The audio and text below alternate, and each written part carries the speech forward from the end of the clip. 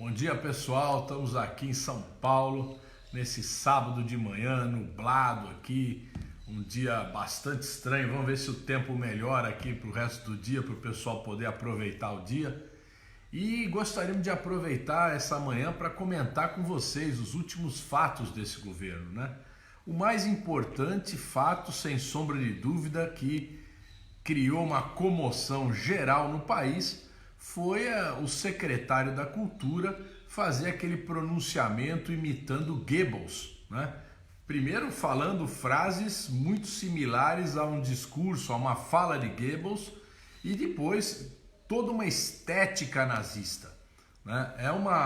É uma coisa que causou um verdadeiro terremoto na vida política e cultural do Brasil, porque um secretário da Cultura desse país, que tem uma diversidade cultural tão grande como é a cultura brasileira, ser submetido a uma figura tão triste como esse secretário que foi demitido.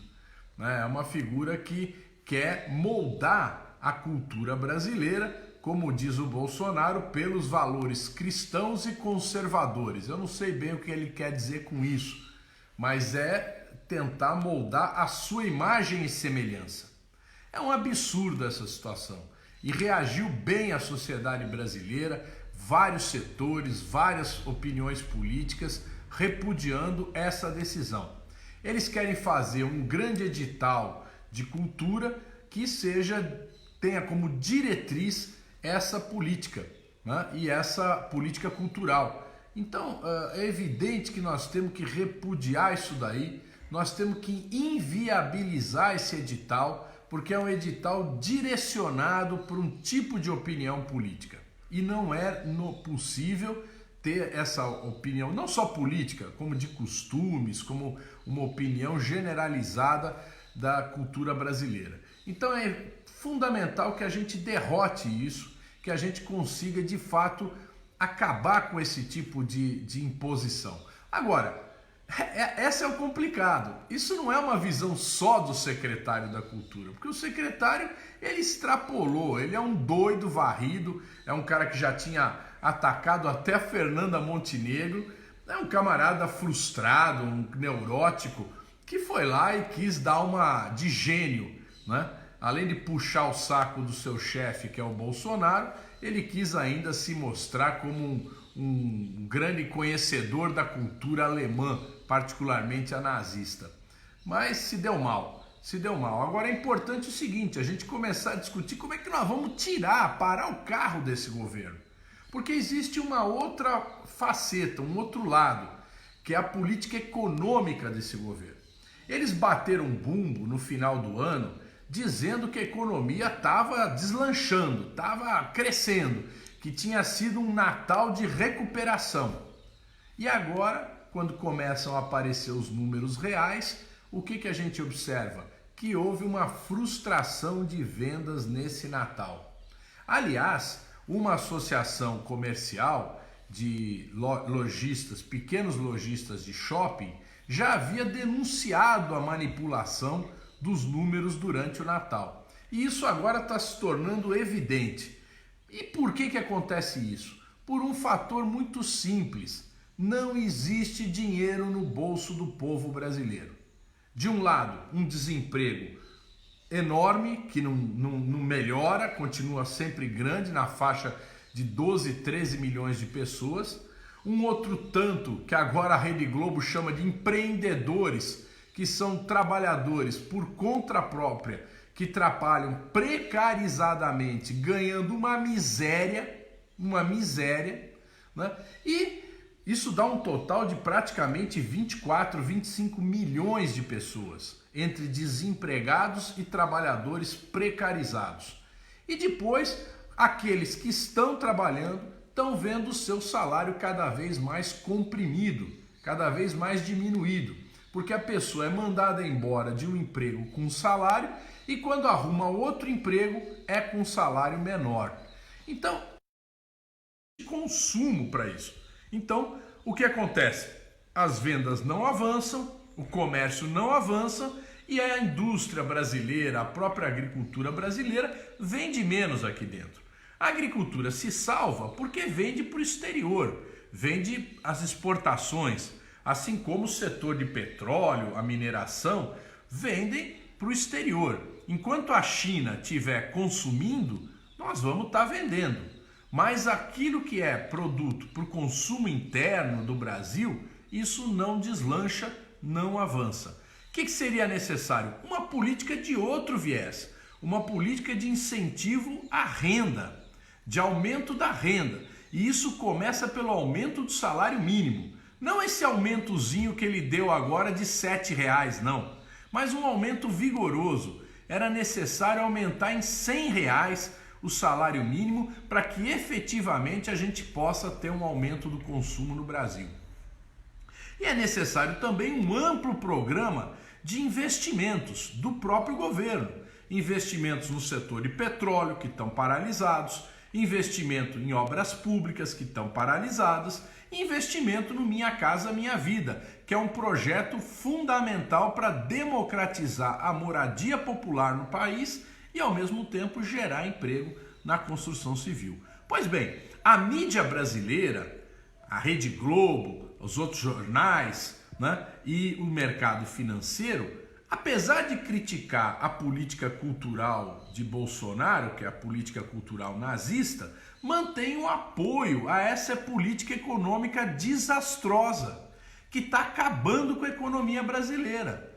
As indústrias estão fechando, continuam fechando, certo? E as indústrias que sobrevivem com um processo violento de automação, ou seja, contratando cada vez menos trabalhadores.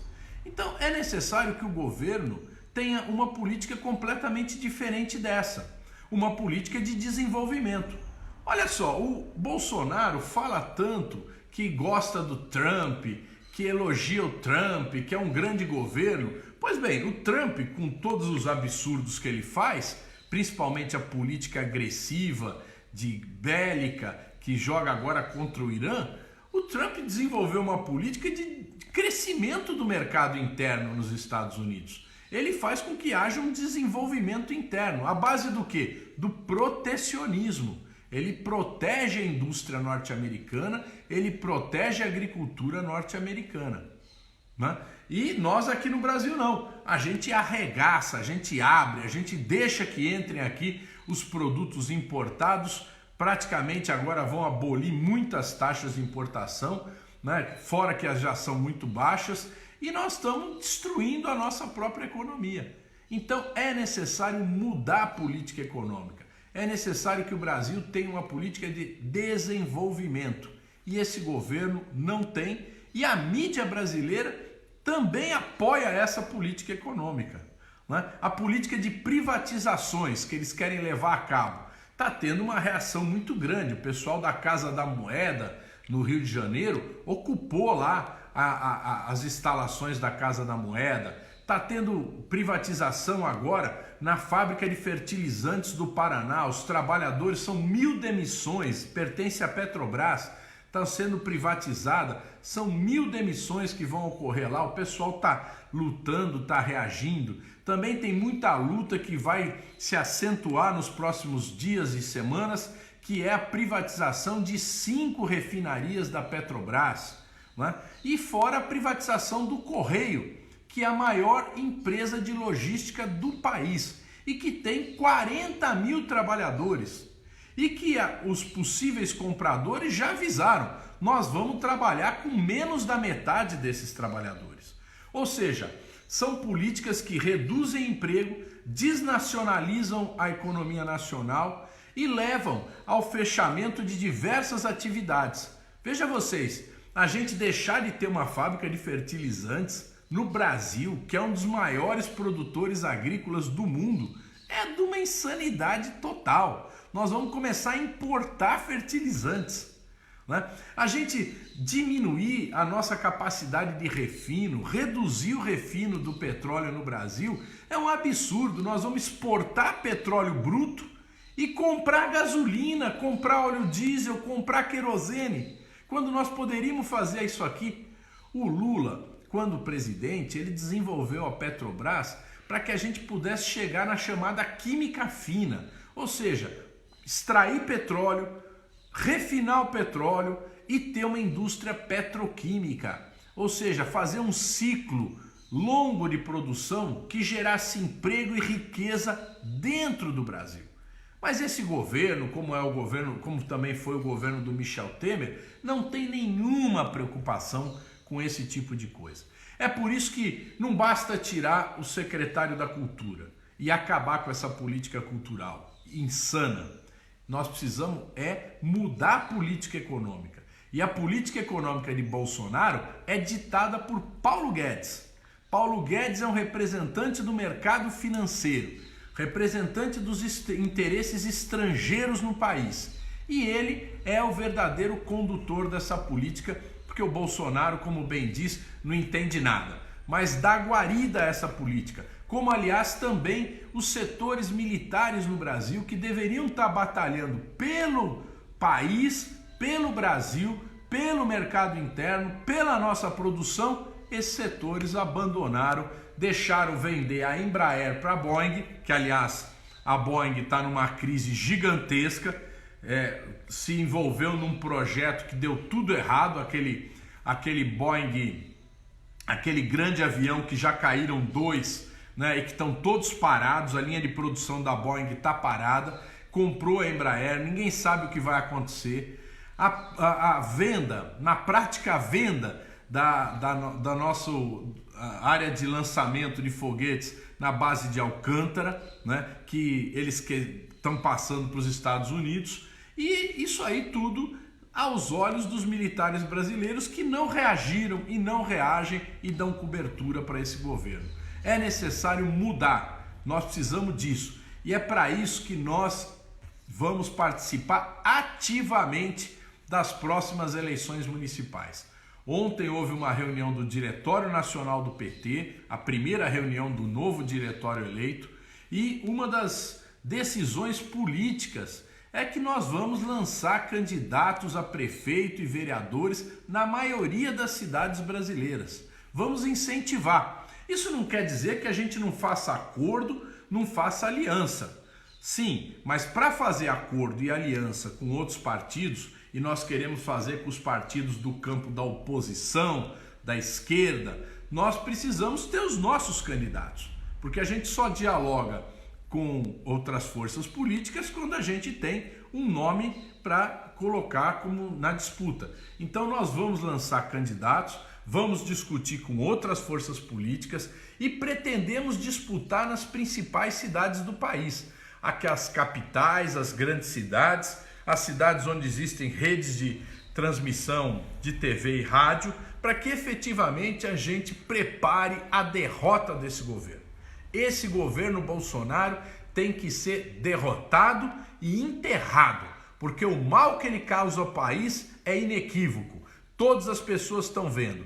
A ponta do iceberg foi esse secretário da Cultura, mas nós precisamos mexer no iceberg inteiro. Nós precisamos bombardear o iceberg inteiro para de fato a gente garantir um governo democrático no nosso país, um governo popular, um governo que pense no desenvolvimento, no crescimento e na soberania nacional. É isso que a gente precisa.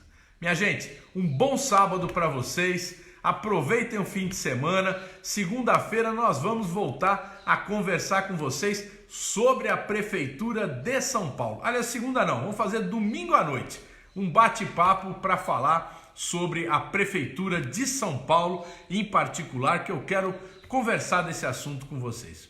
Bom dia, grande abraço.